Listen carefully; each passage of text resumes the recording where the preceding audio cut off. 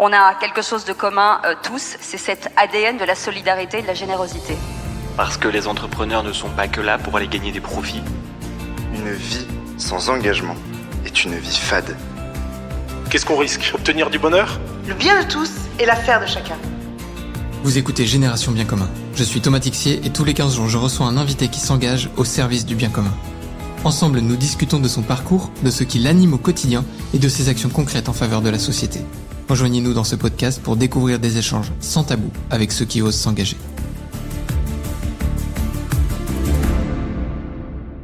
Bonjour chers amis et bienvenue sur ce nouvel épisode du podcast de la Nuit du Bien Commun. Aujourd'hui, nous allons découvrir l'histoire derrière le pitch de Valérie. Bonjour Valérie. Bonjour Tom.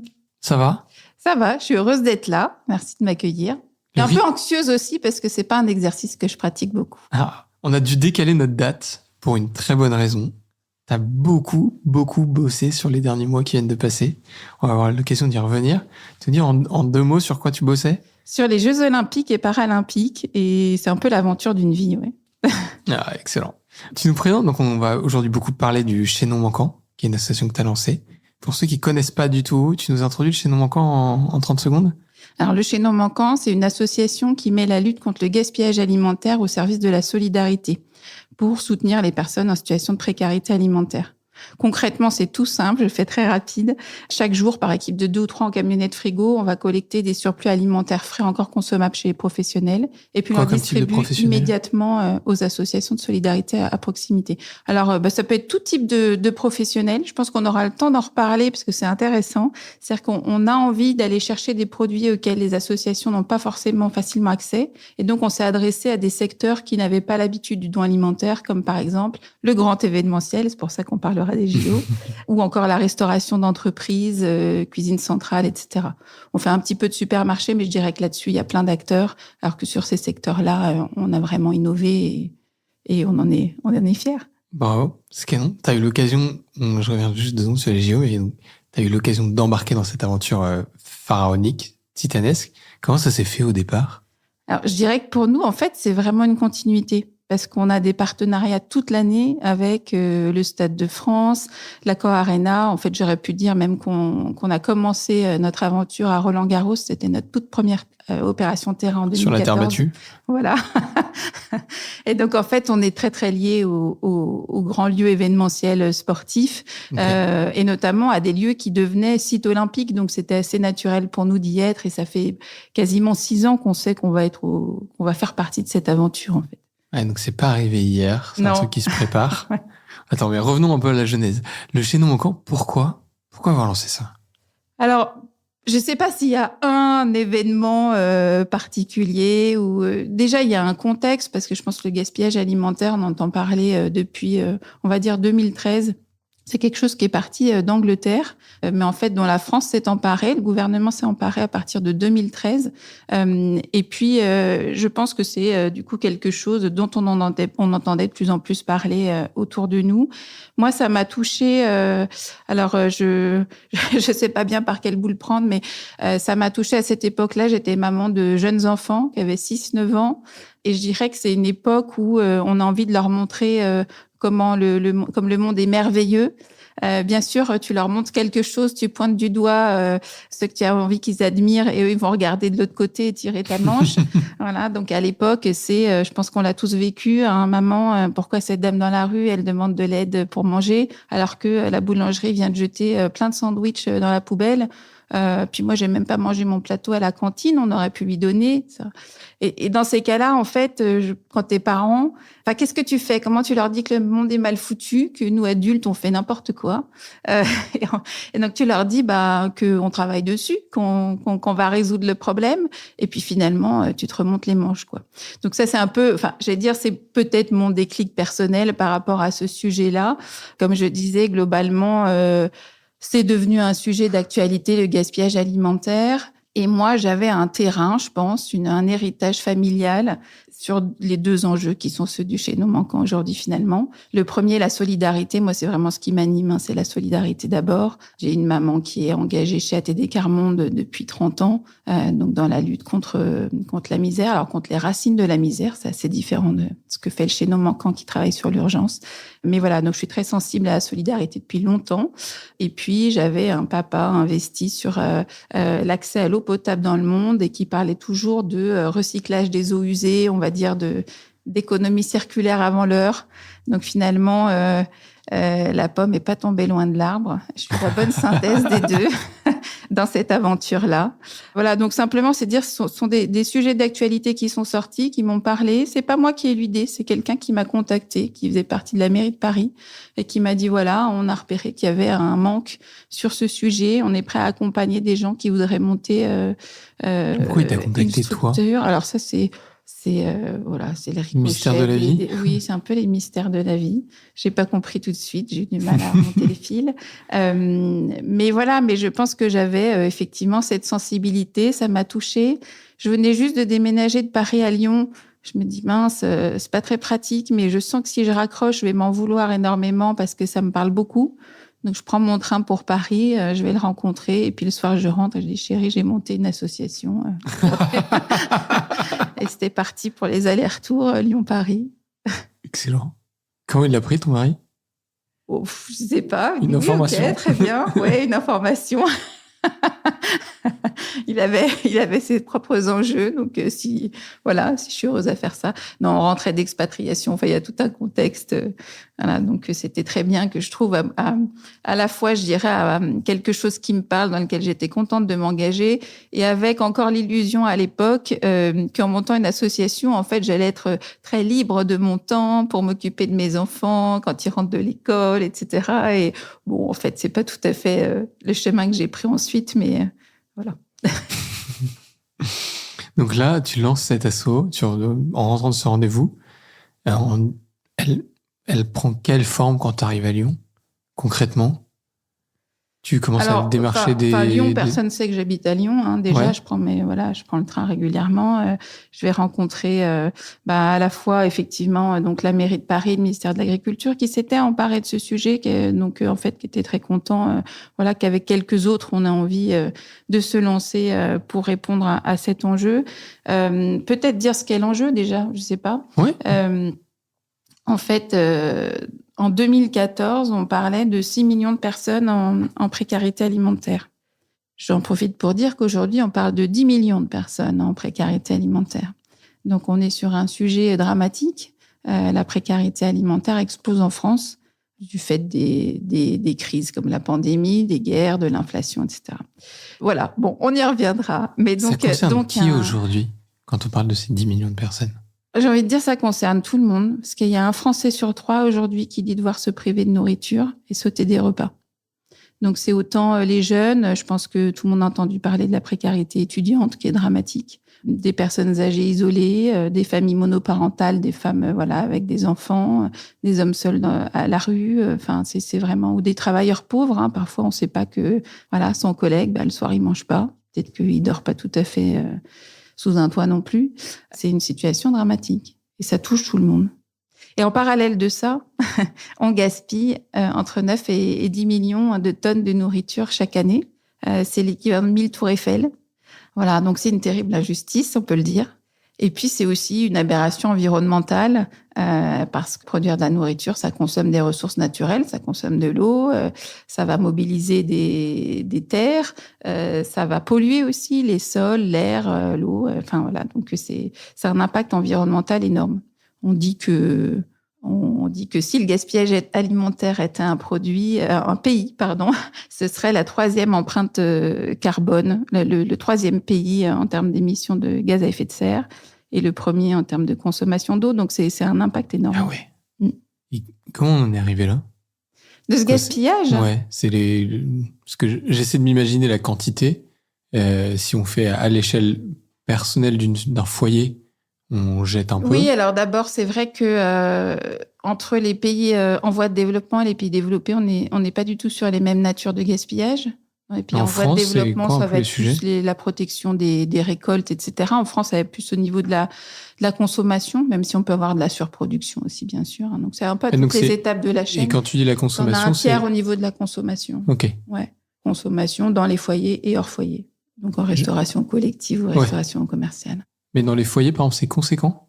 J'ai du mal à me rendre compte aujourd'hui. Je crois qu'on jette à peu près 30 kilos de nourriture par an par personne. Ah oui, quand même.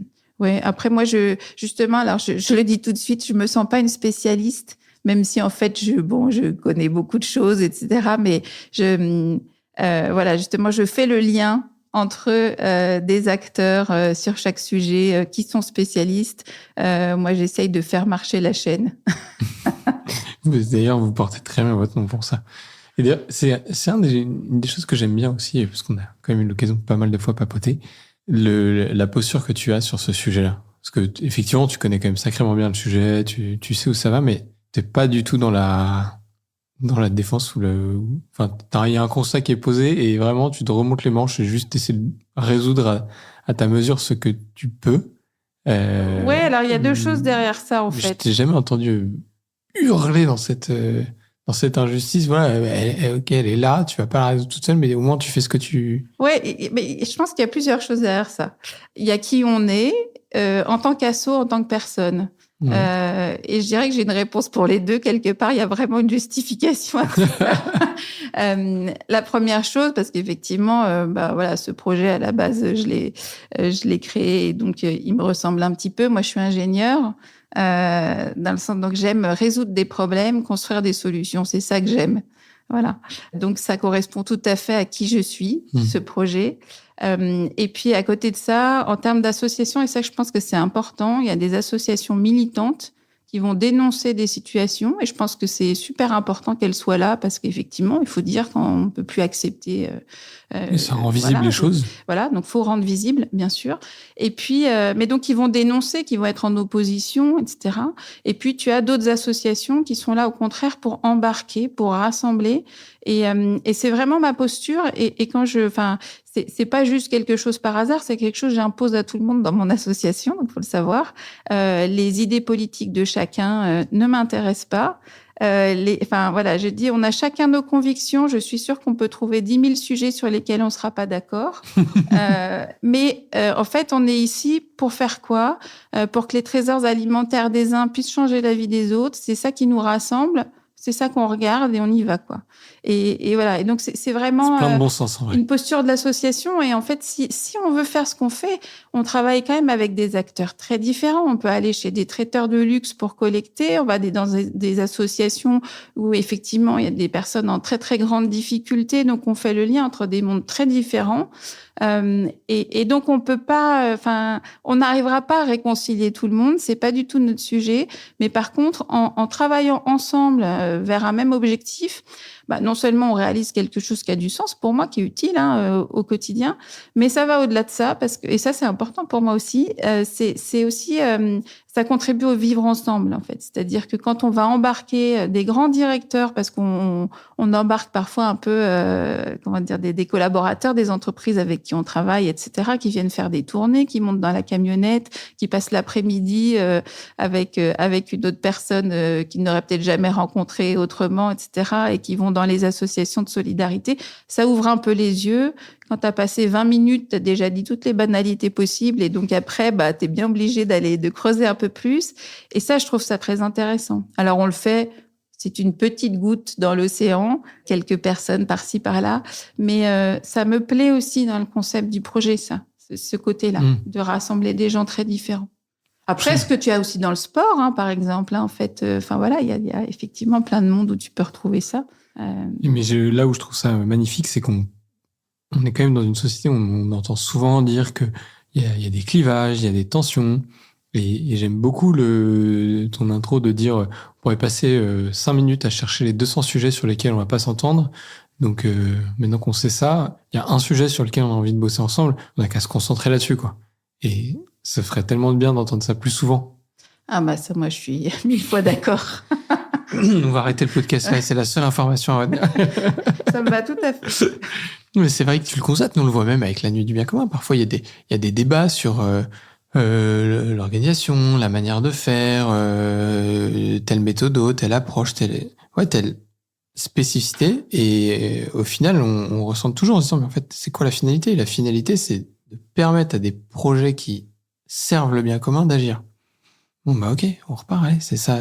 On est tous ok autour de la table pour faire ça ensemble. Bon, bah, en fait, on le fait, quoi. Et puis, effectivement, on n'a pas les mêmes avis sur telle ou telle chose. Allez. Ouais. On recentre Et c'est vrai que sur nos sujets, c'est pas forcément simple parce que les gens, ils viennent, ils s'engagent avec leur cœur, ça leur parle beaucoup. Donc, parfois, il y en a qui aimeraient bien un peu s'enflammer. Je les comprends. Mais voilà, c'est qui on est. Et puis, il y a d'autres associations qui vont porter des messages autres. Ouais, et exactement. C'est très bien. Oui, et qui, de toute façon, eux aussi ont besoin de se recentrer quand tu es une association qui fait du plaidoyer, bah, en fait, t'as aussi pas forcément le temps d'être sur le terrain pour agir, mais les deux sont importants. Ouais, c'est ça. Et peut-être que certains il faut vraiment les deux. Et puis après, je pense que j'étais pas non plus faite pour le plaidoyer, donc tout va bien. Je suis à ma place. Vous êtes combien aujourd'hui dans l'association? Alors, on a 7 salariés et un peu plus de 300 bénévoles. Ce qui veut tout et rien dire entre nous, parce qu'il y en a qui sont là plusieurs fois par semaine et d'autres qui viennent de temps en temps. Donc, c'est le bénévolat d'aujourd'hui qui est à la carte. Ah, mais ça fait quand même du monde. C'est une belle communauté, qu'il faut pouvoir animer. La mission de tes bénévoles, c'est eux qui récupèrent et qui redistribuent? C'est ça. Aujourd'hui, on a vraiment un fonctionnement. On a en fait nos salariés sont en équipe de coordination. Ouais. On pourrait même dire hotline. Pendant les jeux, c'était vraiment une hotline de 5h30 du matin à 1h du matin. Donc, cette équipe-là de coordination, elle va planifier les collectes, flécher la redistribution. On fait un peu un Tetris tous les jours, donc c'est toujours un peu en temps réel que ça se passe. Et du coup, accompagner les équipes de bénévoles qui, elles, agissent sur le terrain. Donc, se retrouvent effectivement autour d'une camionnette à 2 ou 3 et c'est parti. J'essaie d'imaginer le schéma. Roland-Garros, finale. Derrière, il y a des buffets à droite à gauche qui sont distribués. Les gens s'en vont. Là, on t'appelle et on dit, il me reste tant de quantité que je peux redistribuer. Oui, alors ce qu'on essaye, c'est quand même de préparer un maximum, d'anticiper un maximum. T'es au courant que la finale a lieu, qu'il y aura ça après. En fait, avec tous les lieux, par exemple, ces lieux de sport, sport et loisirs, on va dire, on a leur programmation annuelle qu'on met à jour régulièrement. Okay. Et on sait qu'on va passer tous les lendemains matins d'événements. Souvent, on est sur des concerts qui finissent très tard, etc. Ouais, même Roland-Garros, maintenant, il y a des night sessions, donc de toute façon, tout finit très tard. Et qu'est-ce qu'on fait? En fait, on a un groupe WhatsApp avec les équipes des restaurateurs, donc on commence à bien se connaître aussi. Ça compte beaucoup. T'as combien de groupes WhatsApp là? Fais-nous rêver un peu. Je sais pas. Et en plus, pendant les jeux, ils voulaient qu'on passe sur Signal parce que c'est plus sécurisé. Donc, on s'est rajouté 30 groupes Signal ou je sais pas combien. Donc, oui, on en a un peu beaucoup. C'est un sujet. Pas la seule. Ouais. Mais donc voilà, donc on travaille comme ça et donc le soir vers minuit, on espère un peu avant, mais voilà, ça dépend un peu des configurations. On va nous dire voilà ce qu'il y a à venir collecter demain matin et le lendemain matin, ça peut être très tôt parce qu'effectivement sur des sites événementiels qui ouvrent en public, etc. Il faut le faire avant que les gens arrivent. Okay. Donc ce sont des équipes de bénévoles qui se lèvent tôt. Alors on parle de l'événementiel, on a bien d'autres circuits qui sont pas du tout sur des horaires comme ça, mais effectivement sur l'événementiel sont des horaires décalés et donc qui demandent beaucoup d'efforts. Et donc toi, donc les bénévoles passent, ils récupèrent des quantités, ça ressemble à quoi? Ça se compte en kilos, en dizaines de kilos, c'est très variable? Oui, c'est très variable. C'est très variable, surtout sur l'événementiel. Mais pour te dire, sur 3 semaines de tournoi à Roland-Garros, on va collecter l'équivalent de 10 000 repas. Voilà. Mais il peut y avoir des jours où il y a quasiment rien, d'autres où on se retrouve avec, 3000 sandwichs. C'est vraiment... D'accord. Oui, ça va dépendre de la fréquentation. De toute façon, les restaurateurs, ils font en sorte qu'il n'y ait pas de surplus et ils progressent sur tout ça. Voilà, ce sont des incidents, en fait. Ok. Donc toi, après, il y a toujours une petite partie de marge, c'est vrai, que le restaurateur prend, mais de moins en moins. Oui, de toute façon, si on est un peu pragmatique et business, lui, il n'a pas grand intérêt à avoir des restes à la fin de la journée. Bien sûr. Et donc, tes bénévoles récupèrent ces sandwichs, ils mettent dans un camion frigorifique Et là, ils font quoi? Et là, ils suivent les instructions que leur donne l'équipe de coordination d'aller dans telle association d'abord, puis dans telle autre association, etc. Alors en fait, quand je parle de Tetris, c'est parce que sur nos circuits de collecte, évidemment, on va pas avoir qu'une typologie de produits, on va avoir des produits assez variés, ne serait-ce qu'à Roland-Garros. Je parle de sandwich, on a aussi des salades composées, on va avoir des produits traiteurs, on va avoir on peut avoir en déstockage des produits bruts à cuisiner, donc ça va être assez varié. Donc en fait, les produits bruts, si je parle de fruits et légumes par exemple à cuisiner, on va les amener à des restaurants solidaires qui vont pouvoir les transformer, servir des repas. Voilà. Comme par exemple la salle à manger à la Défense, pour ceux qui connaissent. Qu'on recommande. Oui, tout à fait, voilà, un petit peu de pub. Après, on va avoir justement tout ce qui est sandwich, salade individuelle, donc des produits faciles à distribuer. Ça peut aller à des distributions pour les étudiants, par exemple. Okay. Si tu as des... Enfin, on l'a aussi, par exemple, à Roland-Garros, ça peut arriver, mais surtout en restauration d'entreprise, si tu as des grands plats collectifs, comme tu as dans les bacs inox qu'on voit derrière les crédences, là, voilà. Ça, on peut amener ça dans les centres d'hébergement, d'urgence ou de réhabilitation sociale. Donc, en fait, on va faire ce dispatch-là. En fonction de ce que tu as récolté. En fonction de ce qu'on a récolté, donc en typologie de produits et en volume aussi. Parce que ça sert à rien d'amener 300 repas à consommer aujourd'hui dans une association qui a 50 personnes accompagnées. Donc voilà, donc on fait ce travail qui est un travail de fourmi un petit peu. Mais au moins on a l'impression qu'on ne déplace pas le gaspillage, qu'on répond à un besoin, et ça c'est important pour nous. Et alors j'ai envie de te poser une question, en même temps je me dis elle est peut-être un peu rude, mais t'as des restes toi à la fin? Non, jamais. Comment tu fais? Mais justement parce qu'on a tout un réseau quand même d'associations très différentes, et donc on trouve toujours, pour l'instant, parce qu'en nous développant, je sais pas, ce sera peut-être pas toujours le cas, mais on trouve toujours une association qui a besoin. Ce qu'il y a, c'est qu'on va avoir, il y a des jours faciles où j'allais dire ça colle bien. Il y a des jours plus difficiles parce qu'on va avoir collecté des produits, justement, qui correspondent pas à tout le monde, que c'est un jour où il y a beaucoup d'associations fermées parce que les associations, elles marchent pas tous les jours. Elles ont pas non plus des distributions tous les jours ou des repas tous les jours, etc. Donc voilà, il y a des jours plus difficiles où c'est un peu plus un marathon. Mais pour l'instant, non, on n'a pas eu tellement ce problème. Et en réalité, je pense pas qu'on l'ait, parce que la lutte contre le gaspillage progresse et que la précarité alimentaire explose. Donc, en fait, pour l'instant, l'équation... Donc, le Tetris va être un peu plus fin ou plus complexe certains jours, quoi. C'est ça. Mais de toute façon, effectivement, la demande aujourd'hui, vous êtes assez identifié par rapport aux quantités que vous recevez. Oui, par contre, on est un peu exigeant. C'est-à-dire que c'est pour ça qu'on vient pas juste découvrir à l'instant T ce qu'il y a. On demande, même si c'est quelques heures avant, parce que souvent, le gaspillage, ça se prévoit pas. Mais on demande d'avoir un maximum d'informations sur quel produit, quelle date limite de consommation pour savoir quel délai on a pour que ça soit consommé, etc. Parce que justement, l'équipe derrière, elle travaille pour savoir qui va pouvoir vraiment utiliser ces produits aujourd'hui ou demain ou après-demain. Oui, parce que toi, tu vas rien conserver, tu vas juste... En fait, t'es un transporteur. Flux tendu. Ouais. On travaille complètement en flux tendu.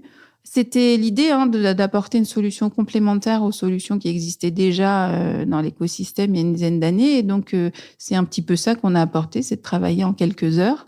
Mais ça a sa complexité, effectivement, et on n'a pas de stock. Donc, il faut qu'on sache absolument où ça va aller au moment où on le prend, quoi, quasiment. Ouais, d'accord. 7 jours sur 7 7 jours sur 7. Impressionnant. Ouais. Vous êtes présent où aujourd'hui avec le chaînon manquant? On est actif en Île-de-France et en Nouvelle-Aquitaine. Okay. Pour tout te dire, j'ai une 3e antenne à Lyon, mais on a vécu une année très difficile l'année dernière. On était obligé de la mettre sur pause. Pour prendre le temps de la développer. Voilà, elle reviendra. Mais on a eu des soucis de financement locaux et ça fait partie de la vie des associations, paraît-il. Il me semble. J'en croise de temps en temps. Et du coup, pour développer une antenne aujourd'hui, tu as besoin de subventions qui te servent pour l'équipe, pour les camions, j'imagine? Oui, les camions, c'est de l'investissement. D'accord. Donc, sur l'investissement, on peut avoir des subventions publiques. En fait, quand on reçoit des demandes toute l'année, des demandes d'associations qui ont des besoins, des propositions de partenariat, de professionnels, etc. Et quand on sent que sur un territoire, il y a un maillage qui a du sens et qu'il faudrait se développer là, on peut s'adresser à la collectivité, au pouvoir public en disant, aidez-nous à investir pour qu'on puisse agir sur votre territoire. Et ça, je vais pas dire que c'est facile, mais quand même, on va dire qu'on y arrive à trouver de l'investissement. Voilà, c'est une marche un peu importante à monter parce qu'un camion frigo, tout est frigorifique évidemment chez nous parce qu'on parle de produits frais. C'est 50 000 euros, c'est pas rien non plus, voilà. Mais bon, on va dire que on y arrive. Après, c'est quoi le volume d'un camion frigorifique? C'est pas énorme, ouais, c'est 4 mètres cubes, hein, c'est pas, ouais. Ouais, donc parfois tu vas avec plusieurs camions, tu fais des allers-retours au vu des quantités que tu récupères. Ça arrive. Après, on est beaucoup en circuit court et D'accord. oui, sur les jeux, c'est arrivé qu'on fasse plusieurs allers-retours. Mais mais c'est assez rare. Non, ouais, Okay. ouais, c'est assez rare. Ouais, donc tu as cet investissement de départ. Ouais, et après sur le fonctionnement, en fait, c'est beaucoup des aides privées. Alors on a un sujet, c'est pas inintéressant, hein, je trouve. On est une association de solidarité que j'appelle de seconde ligne. Alors, ça parle pas à tout le monde, mais je dirais qu'en première ligne, il y a les associations qui aident directement les personnes. Et nous, on va aider ces associations-là. Et donc, on est une association de seconde ligne. Et du coup, les collectivités locales, elles doivent déjà aider les associations de première ligne qui sont sur leur territoire. Donc, nous, on a énormément de mal à accéder aux subventions de fonctionnement voilà, en seconde ligne. Et je suis sûre qu'il y en a plein comme nous en seconde ligne qui ont des problèmes comme ça, mais c'est plus compliqué parce qu'on n'est pas dans les cases. Et de plus en plus, on essaye d'être dans des logiques un peu partenariales avec les associations qu'on aide pour que justement, elles nous incluent dans les demandes qu'elles déposent. Voilà, on travaille comme ça, mais c'est intéressant. C'est marrant, ça me fait penser à une association en Normandie qui s'appelle Top Permis Normandie, qui est un peu dans la même situation. Ils aident les personnes qui galèrent à passer le permis à y arriver pour retrouver un emploi et autres. Mais donc, en fait, beaucoup des personnes qu'ils aident, c'est des personnes aussi qui ont d'autres problématiques ailleurs. Et donc, ils ont un peu ce côté seconde ligne, comme tu dis. Et c'est vrai qu'on en voit moins. En tout cas, il y a un côté moins visible dans la société aujourd'hui. C'est sûr, ouais. Nous, je pense que c'est un vrai problème d'être invisible. On a un acteur des coulisses des grands événements, des coulisses des associations de solidarité, etc. Mais en fait, on n'a aucun lieu physique visible et ça joue énormément. Oui, puis demain, on dira telle association a distribué tant de repas aux personnes en grande précarité, mais on dira pas demain cette association a distribué tant de repas parce que le chaînon manquant les a déposés à 9h le matin, quoi. Voilà. Après, justement, en fait, ce qui est chouette, parce que, donc, comme je disais, l'année dernière, on a eu quelques soucis financiers, et donc, on s'est posé des questions, et c'est bien ce qu'on s'est dit. On s'est dit, on n'est pas assez visible. En même temps, nous, quand on communique, finalement, qu'est-ce que ça va générer? Ça amène des propositions de collecte alimentaire.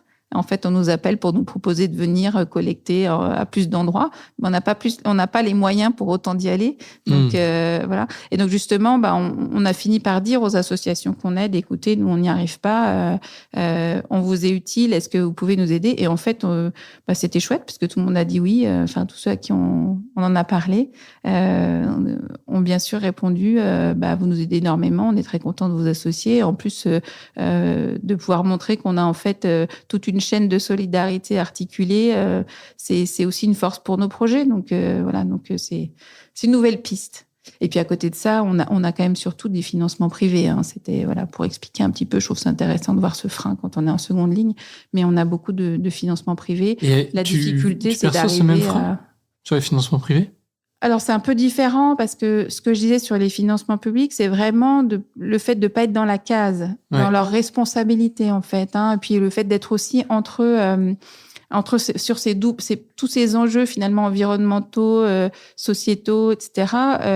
On est au croisement de plein de choses. Donc, tout le monde trouve qu'on est très utile, très intéressant, mais on est de la responsabilité de personne. Voilà. Au niveau privé, c'est un peu différent. Il y a peut-être moins cette notion de responsabilité. Donc, et peut-être un peu plus de liberté. Donc, on va être plus aidé. Par contre, on reste très peu visible. OK. Et c'est là où on est très content d'avoir fait les JO aussi pour ça, parce que je pense qu'ils nous ont aidés à être un petit peu plus visibles. Enfin, j'espère. Écoute, on va pas tarder à le savoir.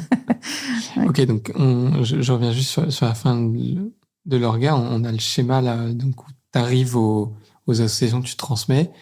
Il y a un renvoi d'ascenseur aujourd'hui puisque les associations vous aident à financer le... Oui, c'est un début. C'est un début, mais je trouve en tout cas le cercle est hyper vertueux. Je me dis une association demain qui collecte des dons parce que plus facilement en première ligne, qui derrière vous permet aussi de financer en tout cas une quote-part de votre l'implication que vous leur permettez, enfin de ce que vous faites qui leur permettent de réaliser leur mission in fine, c'est quand même hyper vertueux comme principe. Mais moi, je pense déjà que la chaîne, elle est vertueuse. C'est-à-dire que je pourrais pas faire ce qu'ils font. Chacun est à sa place. Moi, je suis admirative de l'accompagnement qu'ils apportent aux personnes en difficulté, qui va bien au-delà en général de l'alimentaire. C'est ce qu'ils font qui donne tout leur sens à notre action, déjà. Donc, je dirais déjà, il y a une chaîne vertueuse là-dessus. Après, même ce que je disais sur les financements, je pense que ça va plus loin. Parce qu'en fait, c'est pas juste qu'ils nous reversent une petite partie. D'ailleurs, ça n'existe pas sous cette forme-là. C'est plutôt que maintenant, quand ils réfléchissent à un projet à présenter, ou etc., ils vont y réfléchir avec nous. Et donc, ça, c'est intéressant parce que ça va au-delà du financement, en fait. C'est, bien rentrer dans il y a une vraie quels notion sont de leurs partenariat. besoins, voilà, qu'est-ce qu'on peut faire d'intéressant. Il y a une vraie notion de partenariat. Oui, c'est ce qu'on essaye de faire de plus en plus. Et comme tu l'auras compris et que j'aime beaucoup faire le lien et j'aime beaucoup la co-construction, ça me plaît beaucoup. Excellent. Et du côté des restaurateurs, des grands lieux d'événements comme ça, il y a des obligations légales pour de devoir redistribuer, de devoir faire quelque chose de pour son... les plus gros, en fait, pour les Okay. plus gros acteurs, bien sûr. Donc, il y a eu dès 2015, d'ailleurs, on avait participé aux réflexions, c'est intéressant, parce qu'il y a eu tout un mouvement, comme je disais, depuis 2013, et ça, d'acteurs. Donc, à la loi Garot, là, pour les supermarchés, donc c'était les supermarchés de plus de 400 mètres carrés qui avaient l'obligation, l'interdiction déjà de jeter leurs aliments dans les poubelles, et puis l'obligation de nouer des conventions avec des associations habilitées. Petit à petit, cette loi en a donné d'autres. Plus récemment, il y a la loi Egalim dans la restauration collective. Donc oui, il y a des lois, il y a des obligations. Après, chaque secteur n'a pas forcément ses mêmes ressorts. Je pense que les entreprises, elles vont être beaucoup plus sensibles à des questions d'image, à des questions oui, il y a tout ce qui est rapport RSE. Je dis rapport, c'est un peu plus que ça, bien sûr, mais voilà, on parle d'obligations. Bon, il y a tout ce qui est rapport RSE. Il y a aussi la marque employeur, ça c'est très important. Voilà. Et juste dans ces notions-là, il y a vraiment la gestion du gâchis alimentaire en direct, ça me paraît une évidence. Mais est-ce que tu perçois qu'il y a aussi un travail justement sur le fait que vous êtes un peu en seconde ligne et qu'il faut pouvoir aider aussi par d'autres volets ces associations-là, notamment le volet financier, et de devoir dire, un peu comme je caricature, mais dans le pétrole, il y a ce fameux terme pollueur-payeur. Là, on pourrait dire, à la hauteur de la forme de gâchis alimentaire que tu produis, non seulement tu dois évidemment le permettre qu'il soit redistribué, mais tu pourras avoir une forme de, je sais pas, de taxe, j'aime pas le terme parce que ça donne un côté très étatique, impôt, mais plutôt de redistribution aussi et d'implication financière pour faciliter typiquement des associations comme la tienne. Moi, je sais pas très bien ce que j'en pense en réalité. Je trouve que les injonctions économiques, elles ne créent pas la vraie motivation, l'engagement. Après, moi, je suis un peu une puriste, donc. Mais je le vois sur les différents secteurs avec qui on travaille. Voilà, c'est vrai que quand on fait ça pour pouvoir défiscaliser, et bien sûr qu'il faut qu'ils en profitent s'ils peuvent défiscaliser les dons alimentaires qui sont faits. On voit des acteurs qui vont donner jusqu'à ce qu'ils atteignent le quota, puis après ils ont plus envie de donner. Enfin voilà, bon. Donc okay. Ça peut. Alors on l'a pas tellement nous parce que c'est beaucoup sur la grande distribution. Mais voilà, on peut avoir ce type d'engagement à moitié. Nous, on n'arrive pas à répondre à toutes les demandes de partenariat. C'est un enjeu pour nous aujourd'hui. C'est une problématique de taille, oui, de croissance, oui, alors je pars un peu sur autre chose, mais effectivement, là, il y a une question de changement d'échelle et de taille critique, et je pense qu'il faut qu'on change un peu, qu'on transforme en fait notre façon de fonctionner pour être beaucoup plus solide, pour pouvoir accélérer. Donc, on passe on parle de terrain, on a commencé par l'oral, on est passé à l'écrit. Maintenant, il faut sans doute qu'on passe au digital, mais en ne perdant pas non plus tout ce qui fait la force du chaînon. Donc, voilà, il y a des sujets de structuration d'outils, d'équipe, etc. Avec la pandémie, en fait, on a eu une activité qui a explosé un peu soudainement et on l'avait pas prévu, pas organisé. On a en fait beaucoup souffert depuis, même si on est très fiers d'avoir répondu aux besoins. Et voilà, et donc on est conscient de ça. Et donc là, il y a un peu une étape où on pose les choses.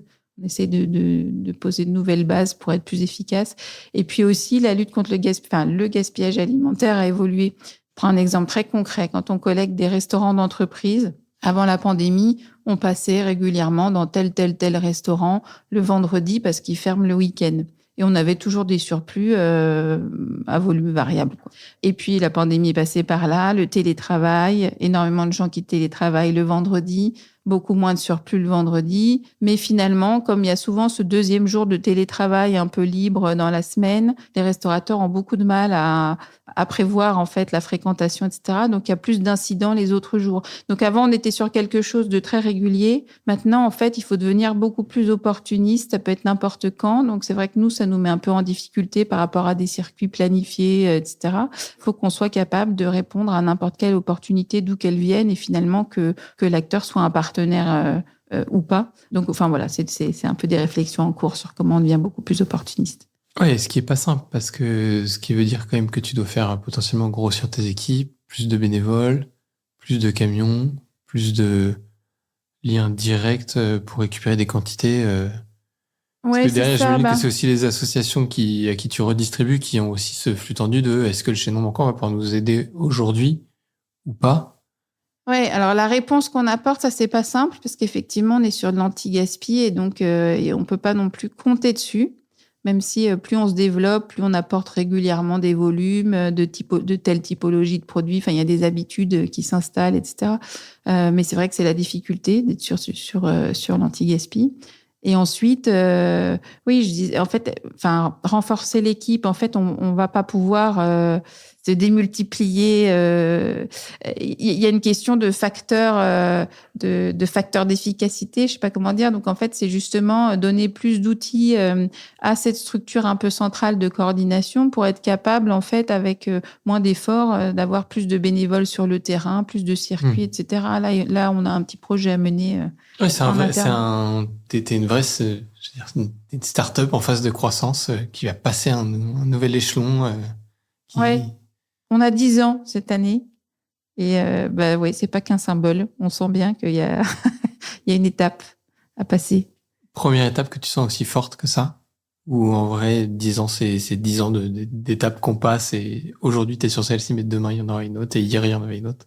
Je crois entendre mon mari parce que je crois que je lui dis toujours là, la semaine prochaine, il y a ça, c'est très important, mais après, ça ira mieux. Donc, lui dirait que sans doute, il y en avait tout le temps. Non, il y a une grosse étape qui était la Covid. Ouais, ça a beaucoup, beaucoup marqué l'association. Et en puis fait, c'est là, pas tant le moment de l'arrêt que la reprise, c'est ça, si je comprends bien? de l'arrêt. Le moment du confinement nous a tous mis à l'arrêt. Ah, parce que donc vous nous, pas aussi. du tout. Non, c'est bien le sujet. Non, en fait, 16 mars 2020, moi, c'est une date qui m'a marquée à vie. Tout d'un coup, effectivement, l'arrêt, c'est l'arrêt des écoles, l'arrêt des entreprises, etc. Mais ce sont que des acteurs qui ont des gros stocks alimentaires.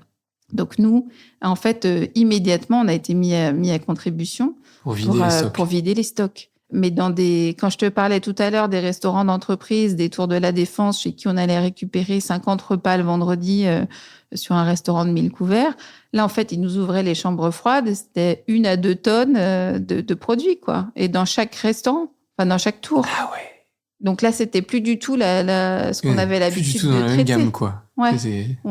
Et c'est du jour au lendemain. En fait, soit tu dis, je peux pas faire, c'est pas moi.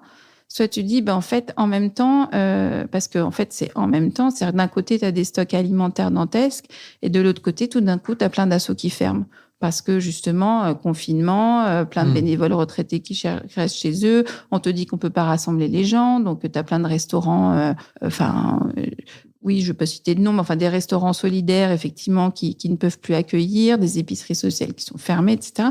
Donc, tu te retrouves avec plein de personnes qui savent plus du tout comment manger et c'est tout de suite la panique. Donc, voilà. Donc, il y a ces deux sujets en parallèle. Et en plus, toi, tu sais, ta mission, elle est vraiment pas de distribuer directement, quoi. Il te faut un corps intermédiaire, ouais. Fameuse association de première ligne. Ouais, exactement. Mais c'est là où, en fait, on a un peu... Comment t'as fait ? On a montré qu'on avait aussi une capacité d'ingénierie. On s'est retrouvé avec ces stocks énormes et on savait pas quoi. Enfin, on a commencé par alors tout bêtement, premier jour, moi j'ai créé un groupe WhatsApp encore un groupe WhatsApp avec toutes les associations qu'on connaissait qui nous disaient être encore debout, vouloir continuer. Tu leur dis, j'ai 2 tonnes. Et puis là, non, mais on leur dit, là, je viens de passer dans une caisse des écoles, j'ai 14 000 saucisses. Qui en veut? Parce qu'en fait, j'ai ma camionnette pleine et puis celle d'à côté aussi, puis celle d'à côté aussi, donc on va où, quoi? Et donc, on répond en temps réel et hop, et ça nous fait notre circuit se construit sur le WhatsApp. Bon, en gros, c'est ça. Bon. Et puis, en fait, assez vite, tu te rends compte que tu vas blinder les frigos des quelques associations debout avec des produits qui peut-être tiennent plusieurs jours, voire plusieurs semaines. Si tu amènes des yaourts et que tu blindes le frigo, ils pourront pas demain, quand il ira dans l'autre tour, prendre de la viande ou je sais pas quoi. En fait, ils auront plus de place, alors que ces yaourts, ils pourraient les utiliser sur plusieurs semaines. Donc voilà. Donc je suis allée voir Paris La Défense Arena, plus grande salle de concert d'Europe, qui nous a ouvert ses chambres froides, qui nous a laissé les clés. C'était dingue en fait. Pendant le confinement, à La Défense, il y avait personne, sauf les agents de sécurité. Et puis nous, enfin Paris La Défense remplir et vider des frigos. On avait fait une plateforme alimentaire. Et à partir de là, en fait, ça fait un peu boule de neige parce que j'ai créé ce WhatsApp. Alors d'abord, c'est super intéressant. Aujourd'hui, il y a toujours, il doit y avoir 130 personnes dessus et que ça existe toujours. L'Arena, ils t'ont suivi très vite. Ouais, mais ça, c'est cette période, elle était incroyable. Il s'est quand même passé des trucs de dingue derrière la difficulté de ce moment-là. Alors bon, il se trouve que l'établissement public Paris La Défense nous connaissait très bien parce qu'on collectait dans les restaurants, parce qu'on avait monté un réseau de solidarité à Défense. Donc, il nous faisait confiance. On débarquait pas de nulle part. Tu débarquais pas de nulle part, mais il y a quand même un vrai lien. Mais eux sont allés voir l'Arena. On dit, il faut leur faire confiance. Et voilà, j'ai rencontré, on s'est vus et en 2 minutes, ils m'ont dit, OK, je pense qu'en temps normal, il aurait fallu 1 an, plusieurs commissions, voilà. Ouais, des commissions, des rendez-vous, des présentations. Non, et c'est une période qui m'a marquée à vie parce que j'ai vu beaucoup de vraie détresse, des choses terribles, justement parce que tout bêtement, j'avais créé ce WhatsApp. Et donc, quand il y avait des situations difficiles que les assos savaient pas gérer, etc., parfois, l'appel, il tombait chez moi, alors qu'en fait, comme je t'ai dit, moi, je suis pas tout à fait apte à gérer les questions liées aux personnes, en plus. Mais donc, voilà. Donc, c'est des situations très difficiles. Et à côté de ça, une solidarité de dingue et qui donne énormément d'espoir, en fait. Enfin, vraiment. Donc oui, ça m'a marqué. Des trucs tout bêtes, il y avait plus d'accès à l'eau, par exemple, parce que comme on avait peur des contaminations, les toilettes publiques, les fontaines, tout avait été fermé. Et donc les personnes à la rue pouvaient plus boire. Donc tu as les camps, c'était porte d'Aubervilliers, je crois, ou je sais plus, les campements, les gens étaient regroupés, avaient pas d'eau. Le Stade de France nous a ouvert ses portes alors qu'ils étaient fermés pour prendre tout leur stock de bouteilles d'eau et puis les distribuer là-bas. Enfin, c'est beaucoup d'entraide, des entreprises qui sont venues nous aider avec des camionnettes, d'autres assos aussi qui sont venus nous aider avec des camionnettes. Enfin, c'est magnifique aussi. Donc, ouais. Et puis, alors, le problème aussi, c'est que c'est pour ça qu'on a fait 1000 choses pendant ce Covid. Donc, on avait ces stocks de produits bruts quelque part qu'on n'avait pas l'habitude de manipuler. Mais bon, il y avait des acteurs qui étaient, comme je disais, un peu paralysés à ce moment-là. Donc, on a essayé aussi de jouer des rôles qui n'étaient pas les nôtres. On a fait comme on pouvait. On a trouvé, comme tu disais, il faut des gens pour distribuer. Donc, on a fait appel dans plusieurs villes, par exemple dans les Hauts-de-Seine, à des jeunes. Mais donc des associations qui en fait étaient pas du tout dans l'alimentaire, mais qui accompagnaient des jeunes, etc., qui sont allés eux distribuer. Enfin bon, donc tu crées des liens extraordinaires. Et puis par contre, les produits bruts c'est bien, mais les personnes à la rue qui n'ont pas d'équipement de cuisine, qui en fait ça les aide pas de leur distribuer je sais pas moi, un céleri cru, c'est pas le bon exemple, mais si tu veux. Bon. Et donc du coup, il a fallu trouver des repas préparés. Et là, je trouve que ce qui s'est fait aussi était très, très chouette, c'est-à-dire qu'il y a des partenaires de restauration ou des partenaires professionnels qui peuvent être les restaurateurs ou leurs clients, parce que selon le lien pour nous, il peut arriver des deux côtés, qui ont eu envie de nous aider et donc de faire produire des repas pour l'action qu'on menait. Donc, leur entreprise était fermée, mais en fait, ils mobilisaient leurs équipes de restauration pour produire pour nous. Donc, on a eu NJ à la Défense qui a fait ça, qui a permis à la Maison de l'Amitié à la Défense de distribuer 100 repas par jour et on alimentait un peu les villes autour. On a eu aussi, je trouve un bel exemple, Microsoft qui était fermé, qui a fait revenir ses équipes Sodexo en cuisine pour produire pour nous 500 repas par jour pour les étudiants. Et donc, on allait apporter ça à pas mal d'associations étudiantes. Donc, tu récupérais les stocks dans des frigos, tu les emmenais chez eux, ils cuisinaient, ensuite tu les ramenais chez des assos? Alors non, par contre, c'est trop incertain ça. Donc en fait, eux avaient je sais pas comment ils géraient leurs approvisionnements, mais on ne les approvisionnait pas. Nous, ce qu'on avait en produits bruts, de toute façon, nous on donne tout aux assos. Donc ce qu'on avait en produits bruts, on donnait aux associations de solidarité. Okay. Et eux, en fait, ils avaient leur contrat de restauration même, je pense, avec des budgets minimums un petit peu assurés, etc.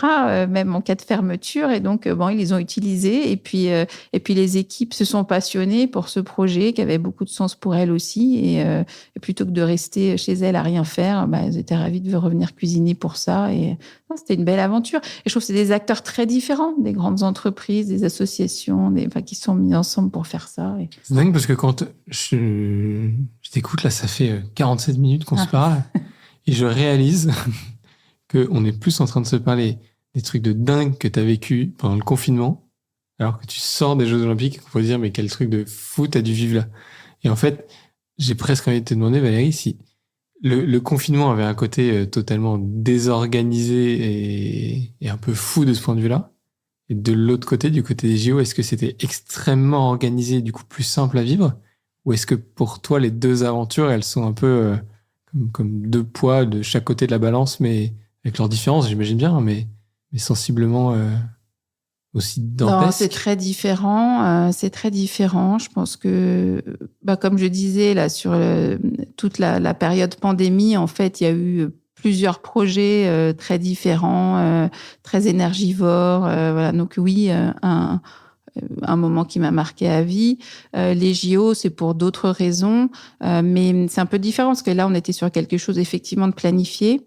Après, on est sur d'événementiel, alors d'ailleurs, en fait, c'est beaucoup. On a su très tard on savait qu'on serait sur les JO, mais on a pu s'organiser finalement très tard. On a signé une convention en avril. Donc, ça nous laissait pas tant de temps que ça pour vraiment travailler avec les restaurateurs qui avaient été choisis. Parce que organisation très compliquée avec la taille des JO à mettre en place ou... Ouais, après, je pense que c'est un peu le jeu de ce qu'on fait. C'est-à-dire qu'on il faut d'abord avoir sélectionné les restaurateurs, peut-être, pour pouvoir, oui, t'as un peu la dernière étape de la chaîne à valider. Donc, on est la dernière étape. Il y avait aussi des questions un petit peu juridiques de comment on concrétise un partenariat alors qu'on n'est pas partenaire. Et quand on parle de la marque, il y a beaucoup de millions. Les partenaires payent très cher pour pouvoir dire qu'ils sont partenaires. Donc comment on gère ça, etc. Des sujets qui sont sortis. Mais donc ça a mis un peu de temps. Et derrière, oui, c'est quelque chose qui aurait pu être très planifié. Ça l'a été dans une certaine mesure, et on a bien vu que c'était un grand succès ces JO. Mais en tout cas, ça s'est quand même aussi beaucoup géré à l'instant T. Avec des équipes en fait faites pour. C'est-à-dire qu'il y avait la task force capable d'arbitrer à tout moment. Il y a un problème, je gère, etc. L'information circule très vite. C'était je dirais que c'est vraiment le secteur de l'événementiel qui travaille comme ça. Oui, c'est très différent. C'est que j'avais envie de plus planifier. Ça s'est pas passé comme ça, et ça s'est quand même très bien passé. C'est dans le cadre de cette aventure-là, du coup, qu'on t'a proposé d'être relayeuse de la flamme? Oui, dans le cadre de... Oui, bien sûr, ça a un lien, mais oui. Que te dire là-dessus? Je sais pas, t'as envie de nous... Je sais pas, j'y ai pensé là, mais je sais pas, t'as envie de nous dire un truc là-dessus? Ouais. Moi, j'ai été, en fait, des émotions très différentes à différents moments. Ouais. J'ai été très émue quand j'ai reçu la lettre de Tony Estanguet, m'invitant à porter la flamme, parce que c'était une belle reconnaissance pour nous, acteurs des coulisses, comme je disais, invisibles en fait. Donc pour l'association, une belle reconnaissance de notre engagement depuis 10 ans auprès des grands événements. Pour moi aussi, pour ce parcours, se dire voilà, c'est quelque chose que j'ai créé aujourd'hui, ça a sa place à ce niveau-là, et c'est chouette. Et puis par contre, quand j'ai porté la flamme, c'était vraiment complètement autre chose. C'était d'abord l'émotion de voir en fait des milliers de personnes rassemblées à un moment où effectivement la société est assez fracturée. On était en plus, c'était le 23 juin, journée olympique. Alors ça, je suis très contente parce que chaque année sera la journée olympique Mais bon, et donc c'était je crois la semaine avant les élections, je sais pas, donc bon là, c'était pas la super ambiance. Et en fait de voir tous ces gens rassemblés autour de la flamme, de se dire que la flamme c'est des valeurs de paix, d'unité. C'est ça, hein, l'olympisme. Bon, il y a aussi le dépassement de soi, etc. Mais de porter ces valeurs-là qui me parlent énormément, ça, j'en étais très fière et vraiment une grande joie de voir tous ces gens rassemblés, heureux d'être ensemble. Donc ça m'a beaucoup touchée. Et puis voilà, titre très personnel, mais j'étais très émue de voir la fierté et la joie dans les yeux de mon mari qui subit beaucoup mon engagement depuis 10 ans. Faut le dire. Et donc, ça, c'était chouette aussi. C'était où? C'est le moment où tu l'as porté? C'était à Annemasse. Moi, j'ai grandi en Haute-Savoie. Donc, ça avait du sens pour moi de la porter là-bas. En fait, il y avait beaucoup de monde qui demandait Paris. Parce que, pour juste comprendre, tu reçois la demande. Ouais. Et là, après, en gros, tu dis potentiellement, ça a du sens pour moi sur ce secteur-là. Oui, alors je pense que je pense que chaque territoire a un peu ses porteurs. Ouais. Et effectivement, au national, il y en a on en identifie d'autres. Moi, on m'a dit, il y a beaucoup de monde qui demande Paris. Est-ce que vous pouvez demander autre chose? Bon, je suis pas quelqu'un de compliqué, alors j'ai pas insisté. Mais du coup, je pouvais pas aller à des endroits où il y avait mes bénévoles. Donc, ça, c'était un petit peu dommage. Et après, je me suis dit, je vais trouver un endroit qui a du sens pour moi. Voilà, donc j'ai dit la Haute-Savoie parce que j'ai grandi en Haute-Savoie, que j'ai de la famille dans les Bauges et tout ça, et donc et puis même quelques bénévoles quand même parce qu'on avait été collecter le championnat du monde de ski l'année dernière avec des bénévoles là-bas, donc voilà, je me suis dit il y a quand même il y a un sens. Et alors ce qui est marrant, c'est que par contre comme j'avais été envoyée justement par le COJO, je m'attendais pas du tout à ça, mais c'est moi qui ai conclu le relais comme si j'étais pas la star envoyée par, tu vois, je m'attendais pas du tout à ça, mais c'était assez drôle parce que, c'était faire la petite conclusion du relais de la ville. C'est des souvenirs qui restent gravés. Ah, je pense, ouais. Ouais. Ouais, et puis il y avait mes enfants, déguisés en fruits et légumes, comme à l'Olympia. Ah, j'adore. On mettra ça en photo pour illustrer le podcast. C'est ça. Ah, excellent. C'est marrant, je me dis, tu vois, on a eu je suis touché parce qu'on a quand même quelques lauréats qui, comme toi, se retrouvaient porteurs de la flamme à différents endroits. Ouais.